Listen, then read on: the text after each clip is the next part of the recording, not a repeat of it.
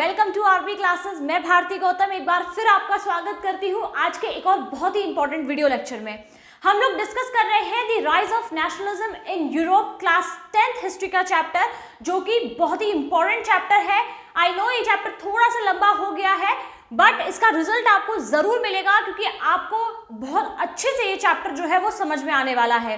अगर आपने पहले वाले वीडियो अभी तक नहीं देखे हैं तो आप लोगों को लिंक्स जो है वो डिस्क्रिप्शन बॉक्स में मिल जाएंगे, तो वहां से जाके वो प्रीवियस वीडियो जरूर देख लीजिएगा ताकि आप चैप्टर से जो है अच्छे से कनेक्ट कर पाएं और अगर इस चैप्टर से कोई क्वेश्चन आता है तो आप उसे बहुत अच्छे से अटेम्प्ट कर पाएं। ठीक है, अल्टीमेट गोल हमारा क्या रहने वाला है कि इस चैप्टर से अगर कोई क्वेश्चन आता है तो आपको एक बार भी ना सोचना पड़े कि मुझे आता है या फिर नहीं आता है। आप फटाफट से क्वेश्चन देखें एंड रैपिड आप उसका आंसर करें। ठीक है ना, चलिए बढ़ते हैं हम लोग आज की अपनी वीडियो में कि आज हमारी वीडियो में हम लोग क्या टॉपिक देखने वाले हैं। प्रीवियस वीडियो में देखिए हम लोगों ने पढ़े थे किसके बारे में, एक लिबरल आइडियोलॉजी के बारे में हमने पढ़ा था कि लिबरलिज्म क्या होता है, नेशनलिज्म से वो कैसे कोरिलेटेड है। अब हम लोग पढ़ने वाले हैं वहीं पर एक दूसरी आइडियोलॉजी के बारे में, और वो जो आइडियोलॉजी रहने वाली है वो है हमारी कंजर्वेटिज्म। क्या? कंजर्वेटिज्म। यानी कि यहाँ पर एक वर्ड आ रहा है कंजर्वेटिज्म से पहले न्यू कंजर्वेटिज्म। न्यू, इससे पहले न्यू हमने क्यों लगाया है, और ये सिर्फ आफ्टर 1815 की ही बात क्यों कर रहा है, उससे आगे पीछे दाएं बाएं पहले क्यों बात नहीं कर रहा है, सिर्फ आफ्टर 1815 ही क्यों बात कर रहा है। देखिए 1789 आप सभी को पता है ये साल जो कि था फ्रेंच रिवॉल्यूशन का टाइम। इसके बाद से 1815 तक सारी चीजें बहुत अच्छी चल रही थी और इस बीच में जो लिबरल आइडियोलॉजी थी, लिबरलिज्म था, क्या था, लिबरलिज्म था, वो आइडियोलॉजी काफी ज्यादा स्ट्रांग हो रखी थी क्योंकि इस टाइम पर नेपोलियन था। नेपोलियन ने मार्केट्स को फ्री कर दिया, जो न्यू मिडिल क्लास इमर्ज होके आई वो भी पूरी तरीके से जो है किस पर, लिबरलिज्म में जो है वो बिलीव करती थी, उसी आइडियोलॉजी पर वो जो है बेस्ड थी। ठीक है, तो इस बीच में ये आइडियोलॉजी चल रही थी। लेकिन आप लोगों ने क्लास 9th में जो है कुछ 3 आइडियोलॉजी के बारे में पढ़ा है, कंजर्वेटिज्म, रेडिकल एंड लिबरलिज्म। ये 3 आइडियोलॉजी पढ़ी है ना आप लोगों ने। तो जो कंजर्वेटिज्म का मतलब है, आप न्यू को छोड़िए, अभी कंजर्वेटिज्म को देखिए। कंजर्वेटिव्स का मतलब क्या है यहाँ पर, उसका मतलब ये है ऐसी सोसाइटी, एक ऐसी पॉलिटिकल थिंकिंग जिसमें हम लोग ये मान के चलते हैं कि जो पुरानी बरसों से चली आ रही चीजें हैं वो वैसी की वैसी ही रहनी चाहिए, वो चीजें ज्यादा बेहतर हैं आज की चीजों के मुकाबले। अब हम लोग कई बार, आप अपनी डेली लाइफ से एग्जाम्पल लेके चलिए, कई बार हम लोग क्या बोलते हैं, यार पड़ोस में कोई फैमिली रह रही है, यार ये कितनी कंजर्वेटिव फैमिली है। कहने का मतलब ये है, आप लोग कह सकते हो कि खुली सोच ना रखना, आज की चीज़ों को एक्सेप्ट ना करना, एक मतलब अपनी ही एक दुनिया, यानी कि जो पहले की चीज़ों पर डिपेंड थी, जो पहले की चीज़ों को मान के चलती थी, जो पहले के सारे रीति रिवाज हैं, पहले के जो इंस्टीट्यूशंस हैं, ट्रेडिशंस हैं, वो उन्हीं को मान के चल रही है। और आज की चीज़ों को, मतलब दुनिया के कदम से कदम मिलाकर चलने वाली जो चीज़ है, वो थिंकिंग जो है वो इस सोसाइटी में, इस कंजर्वेटिव आइडियोलॉजी में आप लोग को देखने को नहीं मिलेगी। तो अल्टीमेटली आप कंजर्वेटिव का मतलब समझ गए होंगे कि इसका मतलब क्या होता है। A political philosophy that stress the importance of tradition, established institutions and customs and preferred gradual development to quick change। कहने का मतलब ये है कि सारी चीजें पुरानी होनी चाहिए, नई चीजों को उतनी जल्दी एक्सेप्टेंस ये लोग नहीं करते हैं, और अगर करते भी हैं तो कहना क्या है कि जो चेंज है, जो डेवलपमेंट है वो काफी धीरे होना चाहिए। ये नहीं कि आपने कुछ भी बिल्कुल क्विक चेंज कर दिया जैसे कि रेडिकल बोलते थे। ठीक है ना, तो अपोजिट में चल रही है बिल्कुल। एक यहाँ पर लिबरल आइडियोलॉजी आ गई, और इससे पहले कौन सी आइडियोलॉजी थी, उससे पहले थी कंजर्वेटिज्म, है ना। तो 2 आइडियोलॉजी जो है वो यहाँ पर काम कर रही हैं। अब हुआ क्या, 1815 तक नेपोलियन रहा। अब नेपोलियन है तो ऐसा तो नहीं है कि नेपोलियन को जो है भगवान ने वरदान दिया है कि तुम कभी हार नहीं सकते या तुम अमर हो, तुम कभी मर नहीं सकते, ऐसा तो कुछ नहीं था। तो अब टाइम आया नेपोलियन के टाटा बाय बाय होने का। नेपोलियन को जो है हराया गया 1815 में, नेपोलियन की डिफीट हुई। ठीक है ना, और हराया किसने, यूरोपियन जो पावर्स थी, यूरोप की जो ग्रेट पावर्स थी, उन्होंने हराया क्यों, आप लोग देखिए। जो हमारा नेपोलियन था वो किसके अगेंस्ट में था, नेपोलियन ने किया गया, फ्रांस में डेमोक्रेसी हटा दी, वो ठीक है, लेकिन वो डेमोक्रेसी हटाने की नौबत कब आई, पहले तो कंजर्वेटिव थे, उसके बाद डेमोक्रेसी आई। तो अल्टीमेटली उसने किस सारी चीजों को हटाया, वो जो मोनार्क्स थे, अलग अलग जगह पर जो वो हमले कर रहा था, जो उसने इटली में किया, स्विट्जरलैंड में किया, वो सारी जगह पर वहां पे करके रहा था, वहां पर जो भी राजा थे उनको जो है वहां से हटा रहा था। तो वो सारे मोनार्क्स जो है वो उसके खिलाफ हो गए। और जो यूरोप की ग्रेट पावर्स थी, रशिया है, प्रशिया, ऑस्ट्रिया, ये सारी जो पावर्स थी ये एक साथ मिलकर आई कि अब हमें जो है नेपोलियन का सामना मिलकर करना पड़ेगा, हम अकेले अकेले कुछ नहीं कर सकते, क्योंकि जो फ्रेंच आर्मी है वो बहुत बड़ी हो चुकी है और अकेले सामना करना मुश्किल है, इसलिए सबको एक साथ आना पड़ेगा। तो सबने मिलकर जो है वो नेपोलियन को हरा दिया। तो अल्टीमेटली जो कंजर्वेटिव जो सोच थी ना उन ग्रेट पावर्स की, जो कंजर्वेटिव सोच वाले जो लीडर्स थे, उन्होंने मिलकर क्या किया, नेपोलियन को हरा दिया। अब जो है यूरोपियन गवर्नमेंट किससे ड्रिवन हो रही थी, यूरोपियन गवर्नमेंट को कौन चला रहा था? अब यूरोपियन गवर्नमेंट में आपको देखने को मिलेगी कंजर्वेटिव आइडियोलॉजी। कंजर्वेटिव की जो आइडियोलॉजी होती है उसे ही हम लोग क्या बोलते हैं, कंजर्वेटिज्म बोलते हैं। क्या बोलते हैं? कंजर्वेटिज्म। ठीक है, आप लोग समझ गए रूढ़िवादी सोच का क्या मतलब है। अब इसके आगे जो न्यू वर्ड लगा हुआ है इसका भी मतलब मैं आपको बहुत अच्छे से समझाऊंगी, समझने की कोशिश कीजिएगा। देखिए, आप लोगों ने देखा कि वापस से अब लिबरल्स को हटा दिया गया, लिबरल हट गए। अब लिबरल्स को हटा के वो दोबारा से कंजर्वेटिव सोच वाले जो लोग थे वो लोग आ गए। तो अब क्या वो लोग चेंजेस के अगेंस्ट में थे? जो चेंज हो रखे थे, जो चेंज हो गए थे, क्या वो उनके अगेंस्ट में थे? वो बिल्कुल सब पहले जैसा चाहते थे कि पहले जैसे फ्रेंच रिवॉल्यूशन से पहले का जो मामला था वो सब वापस आ जाए, बिल्कुल ऐसे ही? क्या वो कुछ ऐसा चाहते थे? तो देखिए उसी का आंसर हम लोग ढूंढ लेते हैं। Most conservatives, however, did not propose a return to the society of pre-revolutionary days. देखिए, मान के चलिए अगर कोई भी चीज है जिससे हमें थोड़ा सा भी फायदा हो रहा है तो हम उस चीज को सोसाइटी से हटाने की डिमांड क्यों करेंगे? अगर उस चीज से हमें फायदा हो रहा है कि हमें दिख रहा है कि हाँ हमारा इससे काम जो है पहले से भी बेहतर ढंग से हो सकता है, तो हम उस चीज को सपोर्ट करेंगे, ना कि उसको रिजेक्ट करेंगे, है ना? वही कुछ मामला यहाँ पर कंजर्वेटिव्स के साथ था। वो लोग नहीं चाहते थे कि जो प्री रिवोल्यूशनरी टाइम में जो उनका सिस्टम चल रहा था वो दोबारा से लौट कर आए। क्यों? क्योंकि उनका सिस्टम ही एक तरीके से रिवोल्यूशन का कारण बना और जो लुई 16 थे उनको टाटा बाय बाय होना पड़ा था, है ना? इसीलिए फ्रेंच रिवोल्यूशन हुआ था, क्योंकि लोग उस सिस्टम से खुश नहीं थे। तो ये लोग नहीं चाहते थे कि दोबारा से वो सिस्टम लौट के आए, दोबारा से हम वही प्री रिवोल्यूशनरी जो टाइम था उसको वापस लेके आए। तो ये लोग चेंजेस को एक्सेप्ट करने के मूड में देखते हुए हमें मिले, ठीक है ना? तो वो चेंजेस क्या थे, उन्होंने क्या ऐसा रियलाइज किया, उसके बारे में हम लोग देखते हैं जरा। देखिए, they realise from the changes initiated by Napoleon. आप सभी को पता है नेपोलियन ने बहुत सारे चेंजेस किए थे, एडमिनिस्ट्रेटिव ले लो, पॉलिटिकल ले लो, सोशली ले लो, बहुत सारे चेंजेस नेपोलियन करके गया था।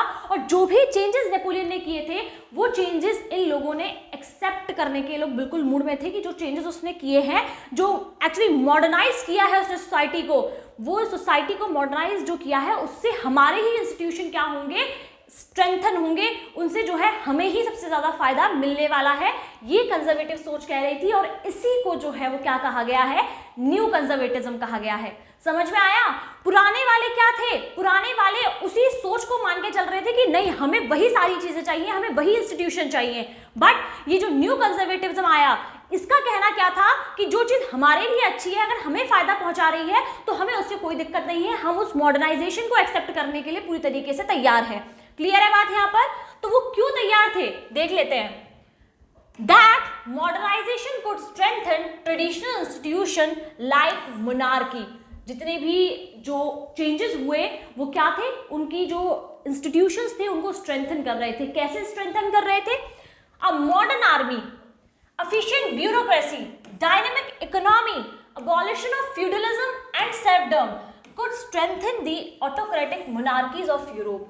अब आप लोग बोलोगे ये सारी चीजें कैसे उन लोगों को स्ट्रेंथन कर रही हैं? तो देखिए, मॉडर्न आर्मी, नेपोलियन ने आर्मी को मॉडर्न कर दिया, मॉडर्नाइज कर दिया। अब ये लोग तो नहीं चाहेंगे ना कि जो नेपोलियन ने मॉडर्नाइज किया उसे वापस से जो है हम उठा के वापस से पहिए को उल्टा घुमा दें और वापस से उसी पीरियड में लेके जाए। अब हमारी मान लीजिए ब्रिटिश टाइम पीरियड में हमारी आर्मी को मॉडर्नाइज किया गया, अब भारत आज़ाद हो गया तो भारत ने क्या वो सारी जो गन्स थी जो ब्रिटिशर्स की वजह से हम लोग को मिली थी वो वापस कर दी थी? हमने उस सारी टेक्नोलॉजी को उनके साथ ही वापस भेज दिया? नहीं, वो टेक्नोलॉजी हमारे काम की थी इसलिए हमने उस टेक्नोलॉजी को एक्सेप्ट किया।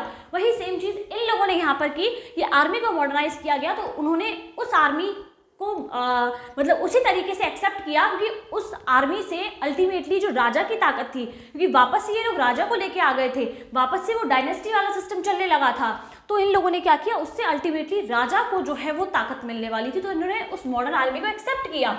एफिशिएंट ब्यूरोक्रेसी, पहले लोग इनके सिस्टम से खुश नहीं थे। क्यों नहीं खुश थे? क्योंकि इन लोगों को पता ही नहीं था किस तरीके से सिस्टम को चलाना है, हर लेवल पर चीजें खराब होती जा रही थी। और यहाँ पर नेपोलियन ने क्या किया, एक फिक्स एडमिनिस्ट्रेटिव सिस्टम बना दिया, एक ब्यूरोक्रेसी बना दी जो कि हर लेवल पर मामलों को सुलझाने के लिए अवेलेबल थी। तो इसी वजह से एक एफिशिएंट ब्यूरोक्रेसी बनाई गई।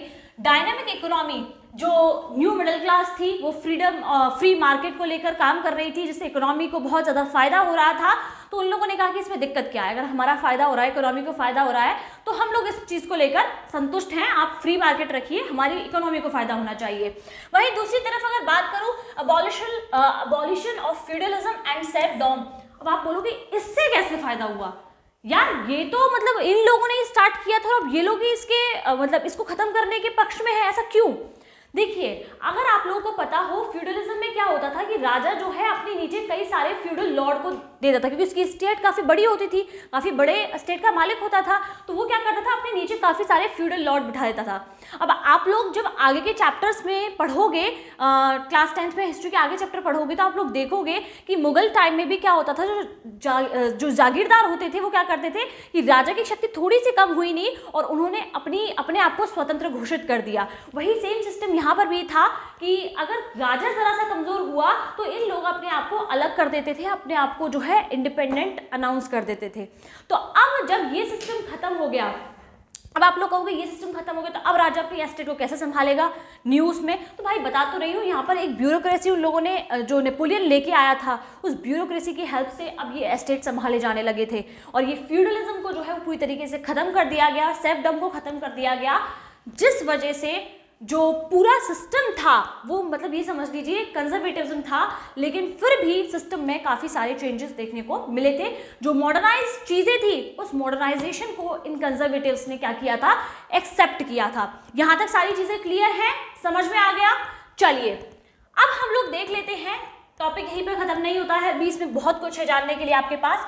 1815 में उसको हराया गया नेपोलियन को। उसके बाद जब कंजर्वेटिव्स आ गए, जब कंजर्वेटिव जो सोच थी, जो राजा थे, उनको दोबारा से रिस्टोर किया गया, ठीक है ना। तो अब हुआ क्या, अब जो यूरोपियन पावर्स थी, कौन सी powers, Britain, Russia and Austria, ये जो पावर्स थी ये लोग सभी एक जगह इकट्ठा हुए।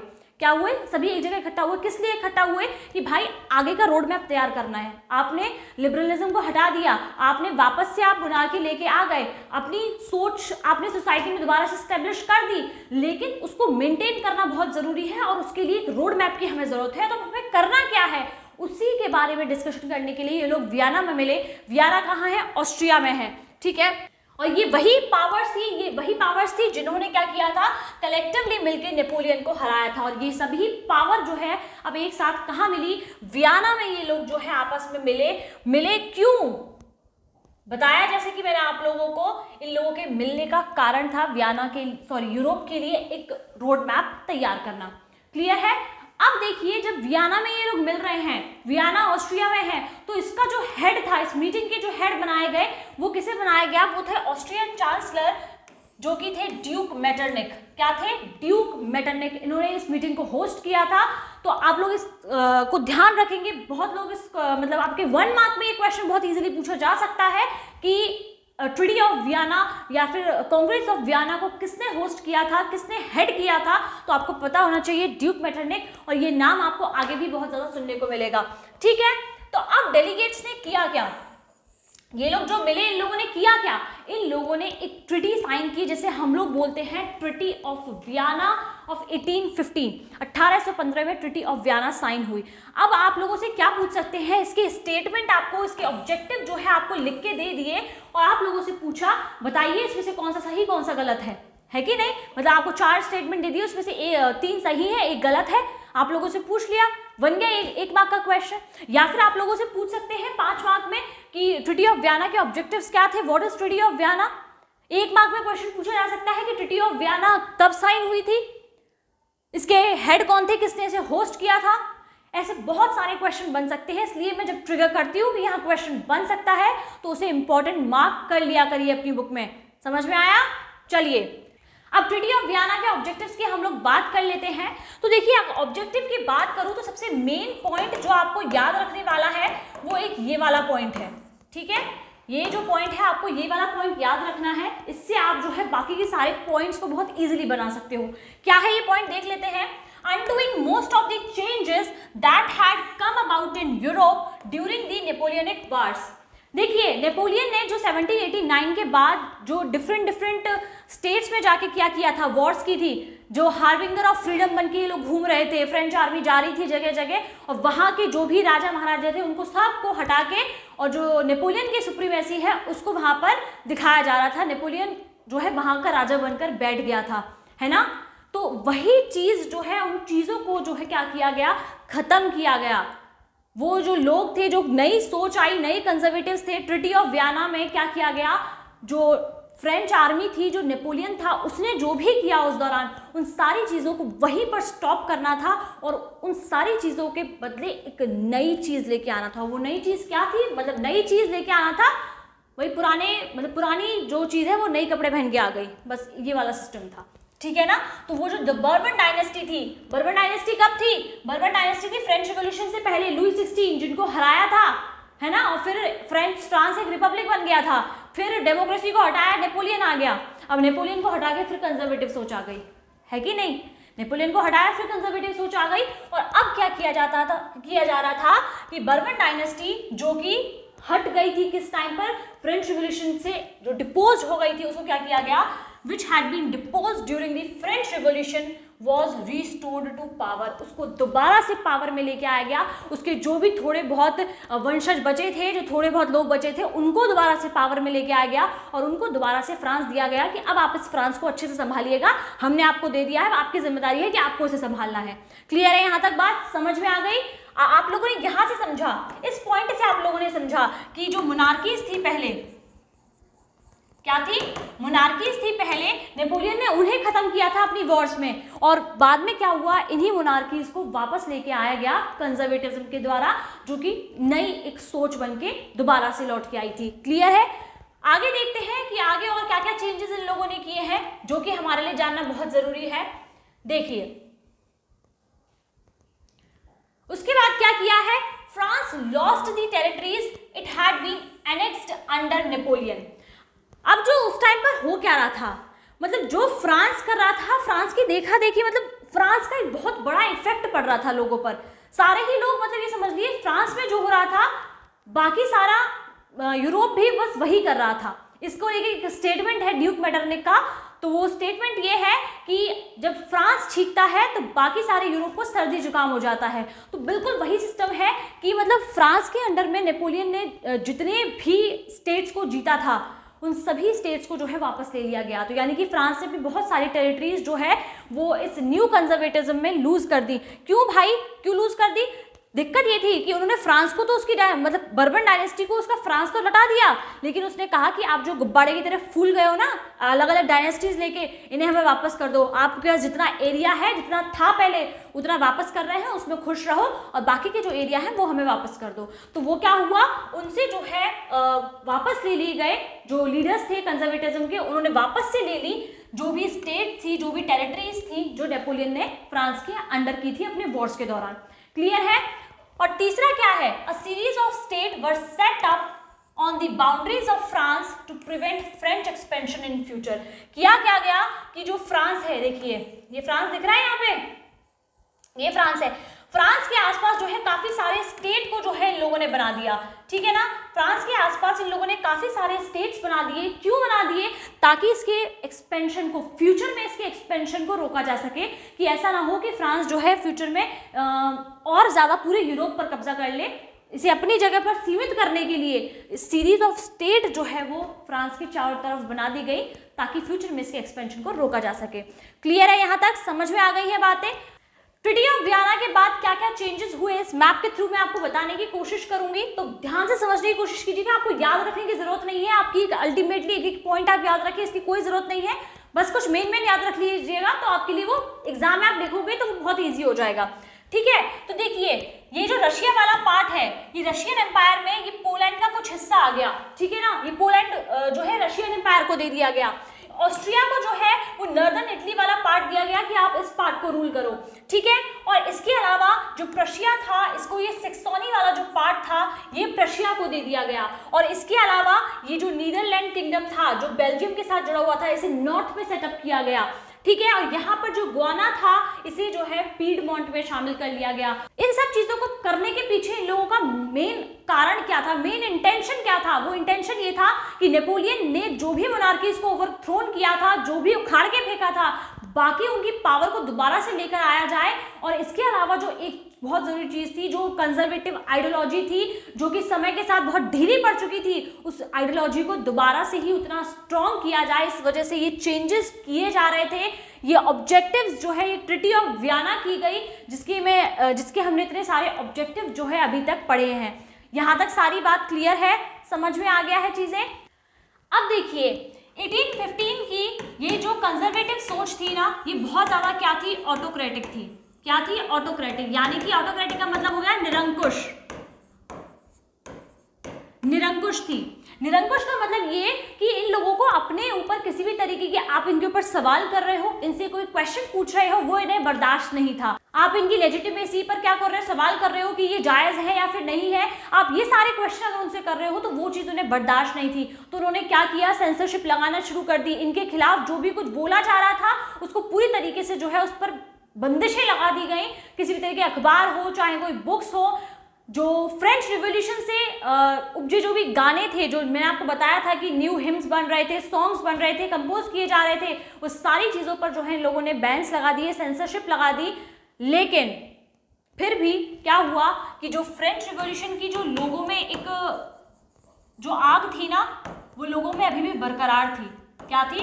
वो आग लोगों में बरकरार थी। फ्रेंच रिवॉल्यूशन से लोगों ने जो इक्वालिटी है, फ्रीडम है, लोग उसके बारे में जान चुके थे और उसका जो है लोगों ने एक्सपीरियंस भी कर लिया था कि इसके साथ जिंदगी कैसी होती है। और जब न्यू कंजर्वेटिज्म आए तो उन लोगों ने जब ये चीजें छीनने की कोशिश की, लोगों को इस चीज से दूर करने की कोशिश की, तब भी लोगों ने फ्रेंच रिवॉल्यूशन को ध्यान में रख के, जो फ्रेंच रिवॉल्यूशन की मेमोरीज थी उनको ध्यान में रख के, लिबरल्स जो है वापस से उठ के आ रहे थे।